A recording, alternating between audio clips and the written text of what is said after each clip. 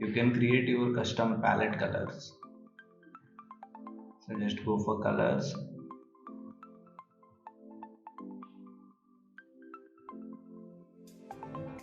So then click on swatches.